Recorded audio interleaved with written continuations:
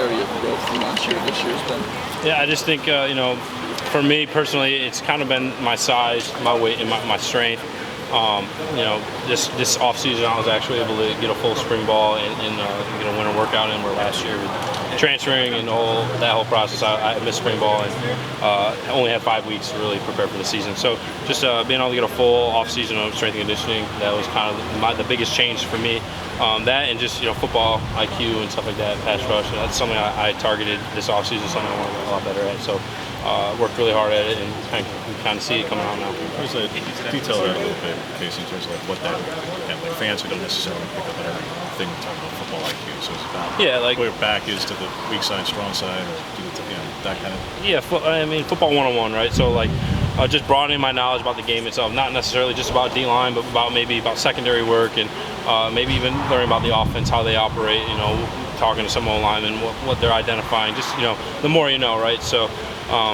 When you know more, the game slows down. So then you can make reactions faster, and that's what Coach Chiotti says all the time. The game's all about recognition and reaction. So that just kind of helps you with that aspect of the game. You called it the most physical spring that you've been a part of in your career. I mean, I know you're in shells right now, but how is the fall compared to that in terms of the physicality so far? Yeah, it's carried right over, to be honest with you. It's been awesome. These new guys on the O-line came in and they're just as physical. So it's been really fun. It's been a battle for sure between the O-line and the D-line, which is good because we know we got a bunch of new O-linemen. That's kind of it's not really a secret, but it was interesting to see how they would come out and who would mesh together, and they're all doing a really good job. So it's really fun to see. Who of those new O-linemen have been particularly challenging to go up against? Yeah, you see, we have all the transfers are, obviously Junior came in, he was injured at first, but you've seen him, I've seen him in the weight room and how strong he is, so it was kind of interested to see if that would translate on the field, and it does for sure. It's just, it's interesting when you it's kind of like the league with the waiver, you get a bunch of new guys together, you don't know how they're going to work together, and it's kind of cool to see them operate as one, even if they're new guys coming in and just playing together for the first time. So. Is Junior the strongest guy on the team, just from a pushing weight standpoint? What'd you say? Is Junior the strongest guy on the team that you've seen? Ooh, yeah, no, he can definitely. He can definitely bench a lot. He was a little off this year with his legs because obviously he's coming back from an injury. But yeah, no, his upper body is incredible. He's benching upward 500 pounds, so that's always pretty impressive to watch. If you're going to have to debate cleaning with Jackson Powers Johnson and I, we both PR'd this year. I caught the bar. He was really close, and he could have, but he maybe was a foot or step off, and then squatting. I'll take that one. So yeah. That's stuff we take pride in, though, as big guys, so it's fun. I know it's only your second season with the program, but just how much has your leadership really grown from last year into this season? Yeah, the hard part about last year was being a new guy, right? And you come in, you don't want to step on toes, and you got to respect the guys who are here and this time they put in, and that's exactly what I had to do. There was guys who've been here for 4 years, and they know how things roll here, and I had to learn from them. Being the new guy, you don't know necessarily team culture right away, and you got to learn. You got to watch those guys.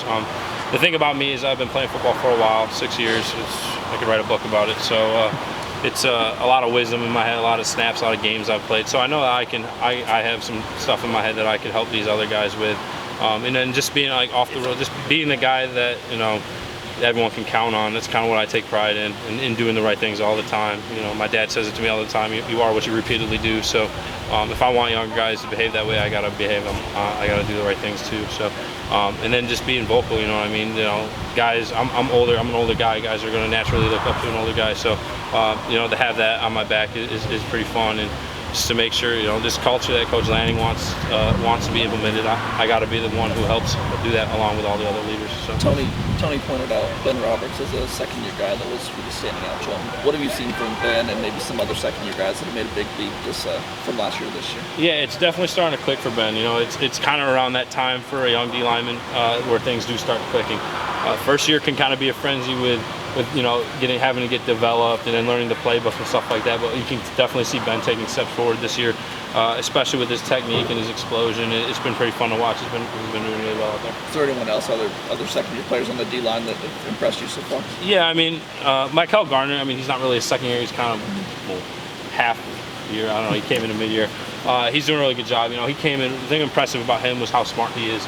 he picked up the defense right away, and he's gotten it down. So it's pretty cool to watch. Now he can play free and just use his technique, which he's naturally gifted with. So he's doing a really good job. And then Michael and Terrence, they're doing a really good job too. It's like I said, sometimes as a freshman it can be a little bit of a frenzy during fall camp, but they're doing a really good job of picking things up and just kind of learning and not sticking out in a bad way. They're doing a good job. So the guy who moves around pretty confidently on the field and off the field, just how you kind of get that. Is that something you feel like as a player that you just have to have, or is that something that can be developed over time, coached up, extracted from teammates? Is that just kind of a natural thing that this has to be there or not, or is that something that can develop? I don't try to do it. I think it's just kind of a natural thing. I appreciate that. That's kind of a compliment. But yeah, it's just people are always watching you, right? So if I'm walking around with bad posture, bad negativity, if I'm one of the guys in the locker room who's complaining about things, it's going to be contagious, right? So if I can get the mood of the team positive by walking around confident, then why not? That's just kind of how I do things, but it's kind of just natural for me. Do you think Jordan knows how good he is and how good he can be? Yeah, I think that Jordan definitely knows. I think right now it's just he's new to the scheme, new to the area, so he's just kind of getting used to things in that aspect of football. And I think when it clicks for him, which he's been playing a lot of football, don't get me wrong, but when it fully clicks for him, he's going to play free and he's going to be unstoppable. He's really fun to watch.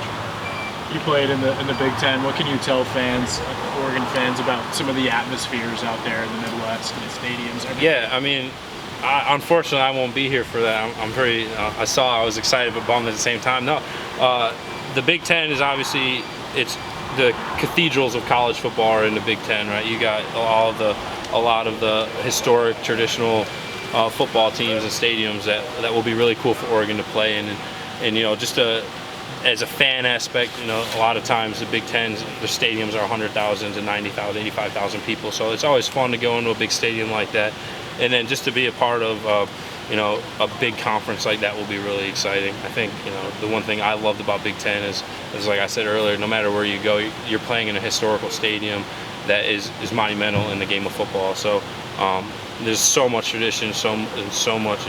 As a football fan, you gotta love everything about the Big Ten. So I'm really excited for the Oregon-Nebraska game. I don't know I'll be wearing green and maybe red, who knows, but that will be fun to watch. I don't know if I'll go to the game. I'll probably have to hide, but it'll be fun. How about the scheme? Last question. How about the scheme going into the Big Ten? How do you think Oregon will fit in terms of just the play style that you've kind of noticed their past 2 seasons under Dan? Yeah, no, obviously when you look at the Big Ten, you think about running the football, and there's a lot bigger guys. That might be one thing, but it'll be interesting to see. I'm really interested to see how all these other teams will go about it. That's for the coaches to figure out, and I think I have full trust that they'll figure out the best way and do it. It'll be exciting. I'm really excited to see it. Thank you. Yeah, thanks.